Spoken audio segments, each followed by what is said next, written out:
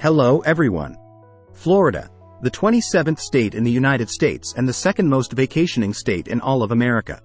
It is home to Walt Disney World, Universal Studios, South Beach, Miami, Key West and the Kennedy Space Station, uniquely and markedly different even from surrounding states, as Florida is located in the southeastern United States, but does not fit the culture and geography typically found in the south or east. The picturesque Florida peninsula, bathed by the warm waters of the Gulf and Atlantic Ocean, with the lowest elevation in the country, is truly in a league of its own. But before we get started, subscribe to our channel, give it a like and post the video on social media. Next, I'm going to talk about Florida's biggest problem and discuss it publicly.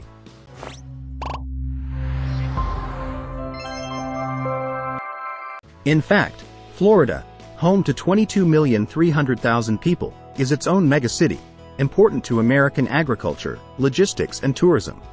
Florida's megacity or mega-region is formed by the state's four largest cities: Jacksonville, Orlando, Miami and Tampa. But Florida is changing, and perhaps not in the way you'd like it to. No, Florida used to be a place with mild winters where seniors retire, first-class amenities that attracted families on vacation, and a good level of business that turned a giant swamp into an urban oasis. That's all changed now. Or at least changing. While Florida is still all of those things, it has also become something completely different, and there are several reasons for that. For example, Florida has dramatically changed from an agricultural state, mostly covered in sparsely populated rural areas, to a densely populated state with massive growth. The state dominates the Southeast with 23 Fortune 500 companies and a gross state product of more than $1 trillion. It's basically come down to attracting even more people and even more businesses. Florida overtook New York to become the third most populous state in the country in 2014. Obviously, I skipped a few steps in describing Florida's successful growth, and that was intentional because there is something even more important to this story. Growth like Florida's doesn't happen in a vacuum. It changes the state dramatically, especially for the 22,300,000 people who call it home. In 2022, Florida ranked first in the nation in rent growth, and in 2023, it's back on top with a statewide average rent of $2,128 per month. Traffic has become a nightmare. According to a recent study, Florida cities account for 7 of the 10 worst U.S. cities for daily commutes. And economic equality in Florida, already historically terrible, has gotten even worse in recent years. The richest 1% of the state's residents earn 39.5 times more than the other 99% of residents combined. And massive population growth in the face of overcrowding is a major factor in the decline of Florida's middle and working class standard of living, perhaps putting the state's economic miracle in real jeopardy for the first time. I don't mean to say that Florida has already reached the point of overpopulation, although many state residents think otherwise.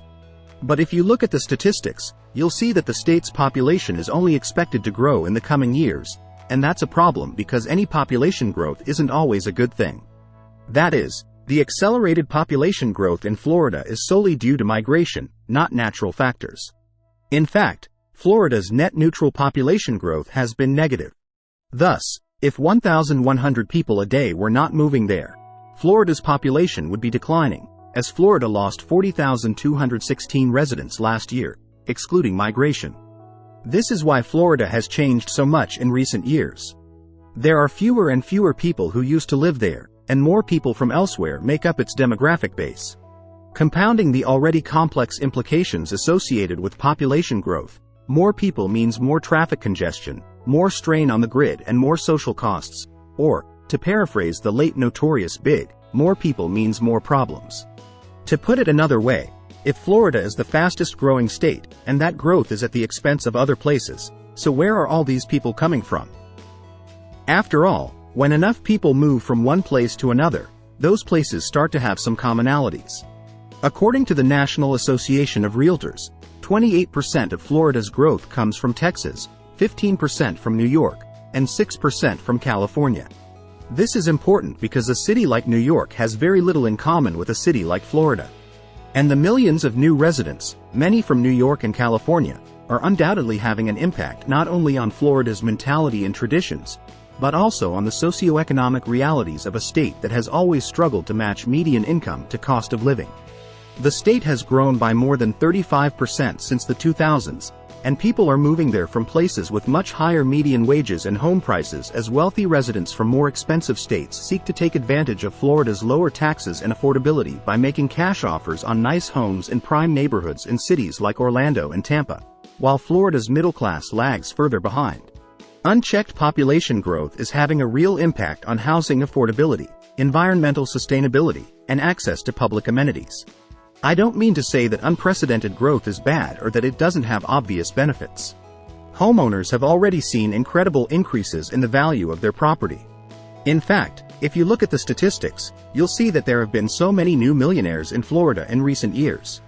Single-family home prices have gone from $136,000 in 2010 to almost $400,000 today. We're talking about similar homes, of course. And Florida's unemployment rate is only 2.6%. Yet taxes remain low and business regulations have done the impossible.